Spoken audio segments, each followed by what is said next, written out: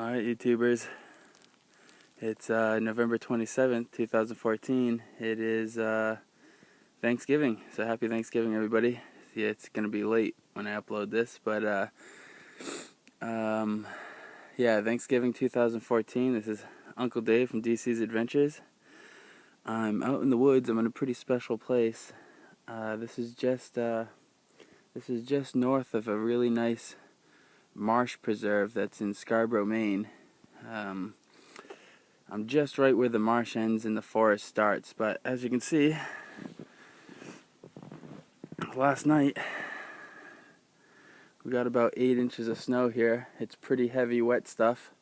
It's got the whole forest done up real good.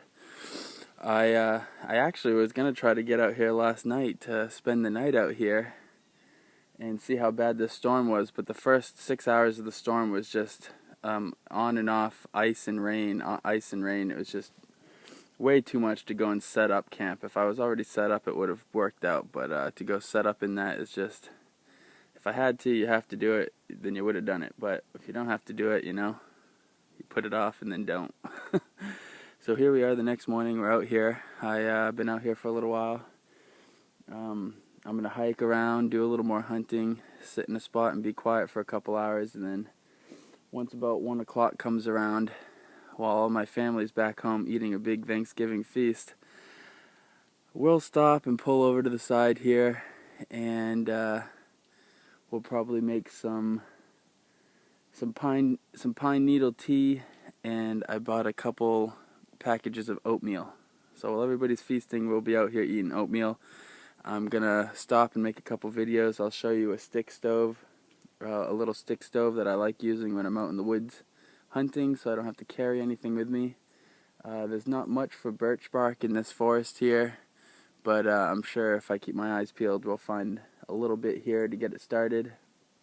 And I also might stop and make a little Dakota fire hole at about 1 o'clock when we're cooking food, and I'll make a video of that too, but I don't know, maybe we'll put that off because the ground's going to be pretty hard and possibly frozen underneath the snow, which makes it really hard for a Dakota fire hole.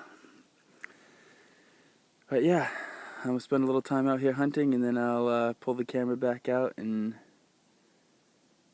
get at you guys. Wish me luck.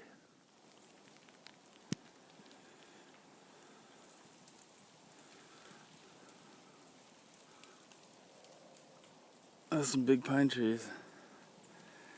When they came through and cut these places, they must have left that one there.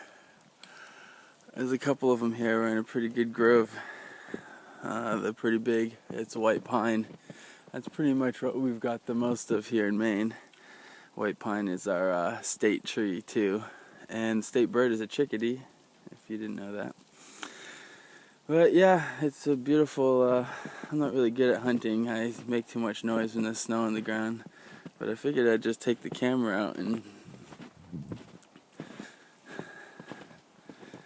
see, it's like you'll just be walking on a ridge and then bam, a marshland breaks out of it.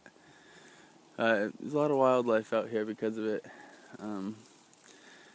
That's pretty much what hunting is for me. It's just going out and mostly just watching the wildlife. You know, I rarely shoot anything, but it's good to know what the animal's habits are, because once you learn that, when you are hungry enough that you have to shoot something, you can find them. You'll know where all the animals are at what time of year, and yeah, that's what conservation hunting is all about. Is you spend more time watching the animals, you know, and then go and get a hamburger afterwards. But that's just how it is these days. But there's not a lot of animals here. Even with as much conservation work as people are doing these days, there's not a lot of animals compared to what it was, you know, in the 1600s. That's when, before it really got slotted out here, it's like there were a lot of animals here. As America, we have pretty crazy landscape here in this country. In Canada too, right above us. That is some awesome land to have. A lot of resources in forests like this. Well, I'm going to be quiet and get back to hunting.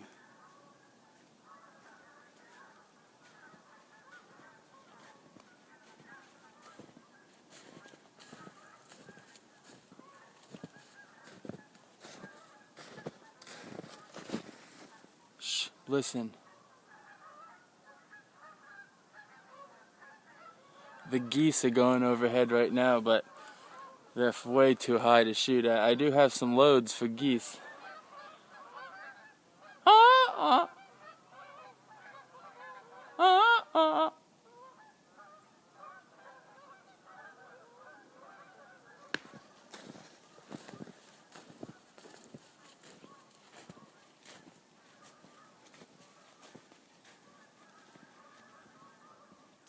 Alright, it's about 1 in the afternoon, or 12:45. Right there, it's kind of a little naturally made shelter there. That'll really cut down on any wind here, which is the only thing that can kind of slow this stove down a little if there's too much wind blowing it all around. It's hard staying dry out here right now too, because the snow is just falling off of these trees like every second, all over everything. But yeah, I haven't seen any deer today. We're just gonna set up, get some food.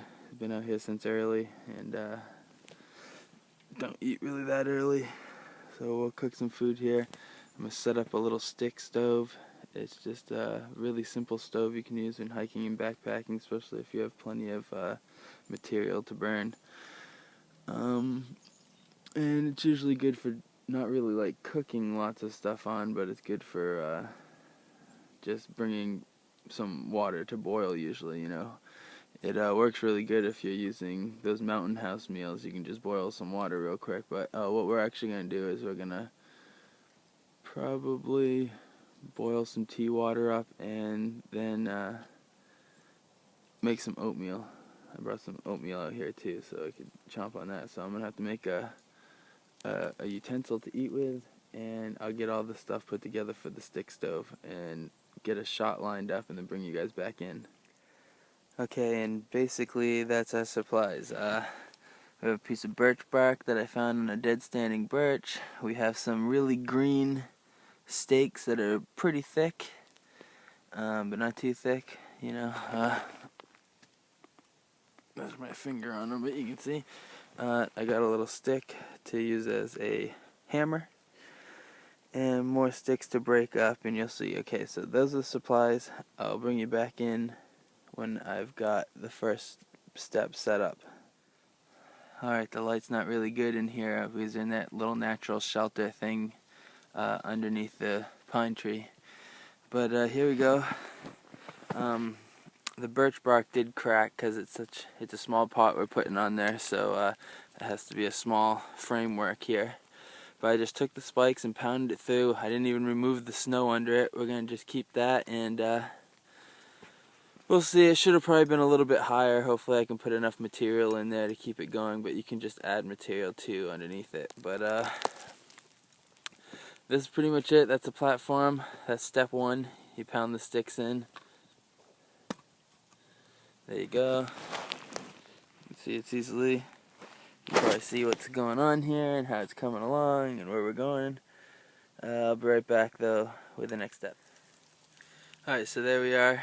You just put sticks, really dry sticks, and birch bark or whatever you're using for your tinder in between it all in layers, crisscrossing, and it should burn pretty good once you light it from the bottom. And we'll see how it goes. And we're starting from snow, not from water today. The pan has snow in it. I want to save my clean water for drinking on the way out of here tonight. But yeah, I don't know. That usually can boil a pan of water no problem, but I don't know about from snow, so we'll have to see how it goes. Alright, got it all set up. Get this.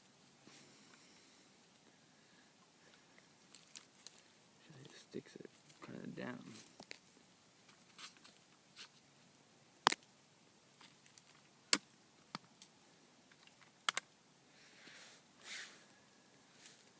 Alright, my pot is securely standing on it.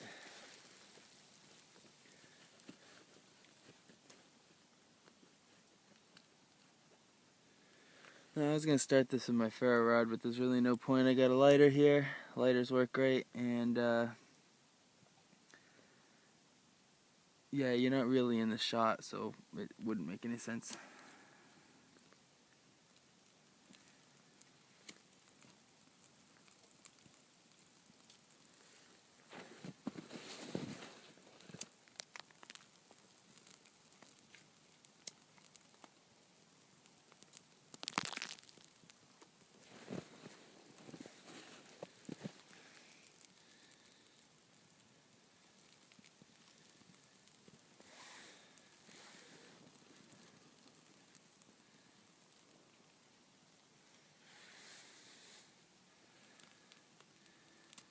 This birch bark's really thin though, which kind of sucks. It's not the same kind I have up in Brownfield.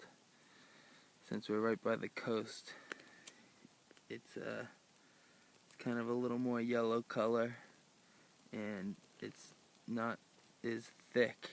And I don't know how oily it is, but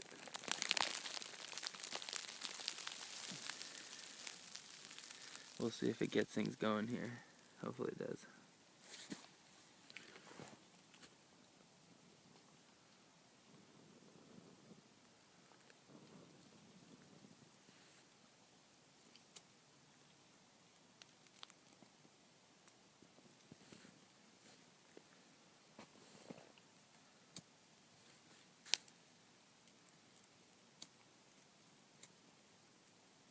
Alright, so there we go. Camera got took out by some snow for a second there. So there we go, it's on the things, it's on the stakes. I had to actually let the fire kind of get going a little further than I usually do because everything's really wet and snowy out here, and it took a second to get it going, but now it's going. The green sticks aren't burning too fast, and we've got some good coals underneath it now, so I should have a hot drink and some oatmeal in no time. Alright, I just checked it and all the snow was melted, and it's actually only been about 30 seconds from then, and it now sounds like it's already boiling. The water's been on there for about 8 minutes. As you can see, the green sticks are still fine, standing there, perfectly sturdy, and everything else is burned down. And that's pretty much how it goes, you know? Green sticks is your stovetop, and they won't burn, and then your coals, as they gather under the stovetop, will boil your water. So it's a good quick way to do it. It doesn't involve a big fire. This is actually a lot bigger than I usually use for one of these setups, but it was so wet today and my hands are freezing, so I figured I'd make the fire big enough I could dry up with it a little bit real quick before I head out. Yeah, and that's what I've come up with. It's just a little stick that'll be fine for eating oatmeal. If you guys know me, you know I don't spend much time on making some crazy utensil because I'm just going to throw it in the fire afterwards. Oh yeah, that's good. That's just what the doctor ordered.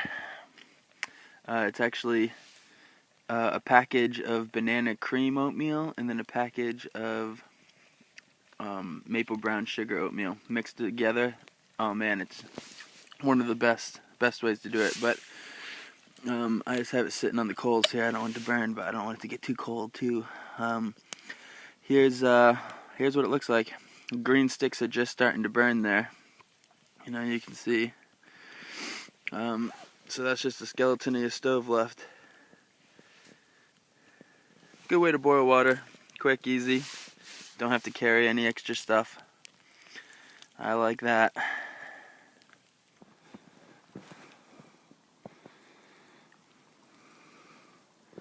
Here's a really nice grove I just walked into. Had to get the camera out. I'm sure you can't see how awesome it actually looks in here, but especially with the snow. This is a grove. There's some white pines in here, but most of this is actually eastern hemlock. And they're really big ones. It's not, you don't really see ones this big quite as often. It's pretty cool. There's a really nice grove of trees right here. Keep on hunting. See ya. Oh yeah, that's the kind of birch bark collecting I like to do. Yeah, there we go. Where it's just falling off and it's the thick stuff. is when you just have the thin stuff, it burns up so quick. This thick stuff, although it produces black smoke, some black kind of sticky smoke because of how much oil's in the birch bark. But yeah, when you have dead standing birch like this, you don't have to worry about killing it, so you can take the whole thing, and having that thick piece is what really gets it burning hot. You know, when you have to shred it all up, that's good for starting the fire, but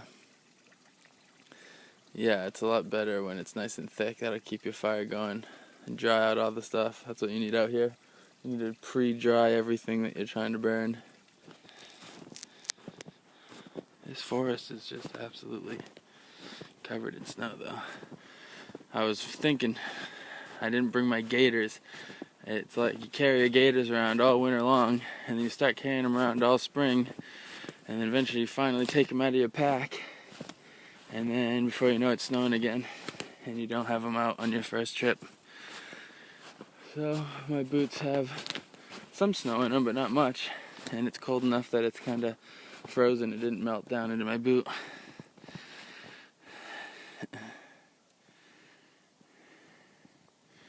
A little hiking to do, but oh, there we go. I've been kind of walking away from the path I took in, and I see my footprints now. Great snow for tracking, that's for sure, but I haven't seen anything out here. I haven't seen a single deer track all day. Too much development in this area. This used to be a really great area, but we're really not that far from all kinds of houses, and they just plowed up this old railroad track and made it into a trail system that everybody hikes on and stuff, so that scares game out of the area too, you know, too many humans around for them to want to hang out and chill. But I hear the geese going. The geese are flying. They're in season until December 18th. So they have a lot of meat. They have about 5 pounds of meat in their breast. That's pretty good. You know, it's hard taking an animal for just a little bit of meat, but a goose has enough meat that it's worth it. You know, and you can put 5 or 6 geese in your fridge at a time, or you're allowed to have 8 here in your freezer at once. So that's not bad. It's a lot of meat. Get a deer in there too, and then, you know, you can get a bunch of duck too. Most ducks you can have 8 or 9 of those in your fridge, and some of them you can have like up to a dozen.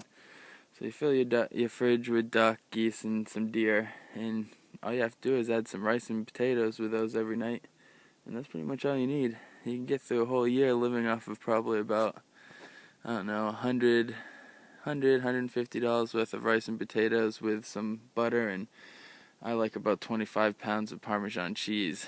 Yeah, that's about what I need to get through my year. And that sounds crazy, huh? Parmesan cheese is where it's at with rice and potatoes, though, when that's all you're eating. And if you're not shooting animals and catching meat and you're stuck eating just the rice and potatoes, yeah, some cheese on it, add some calories, tastes good. Alright, well, getting ready to crawl out of the woods here. Hope everybody's enjoyed it. I sure have. It's been fun. It's been a great day. Absolutely beautiful out here. Absolutely beautiful. I guess that's where we're heading next.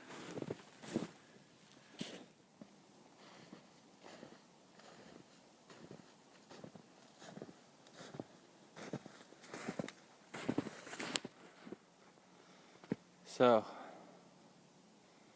we're getting towards the end here. About 3:30.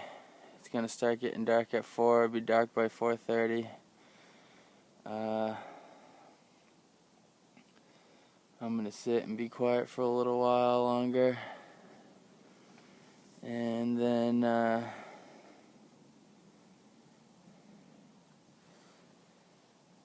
gonna hightail it out of here. So thank you for joining us for my Thanksgiving hunt. It was a lot of fun.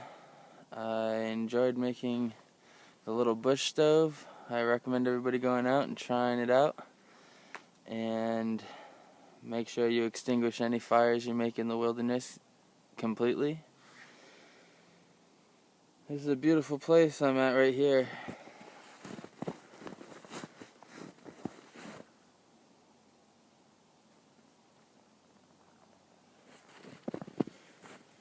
Once again, thank you for joining me, Uncle Dave with DC's Adventures.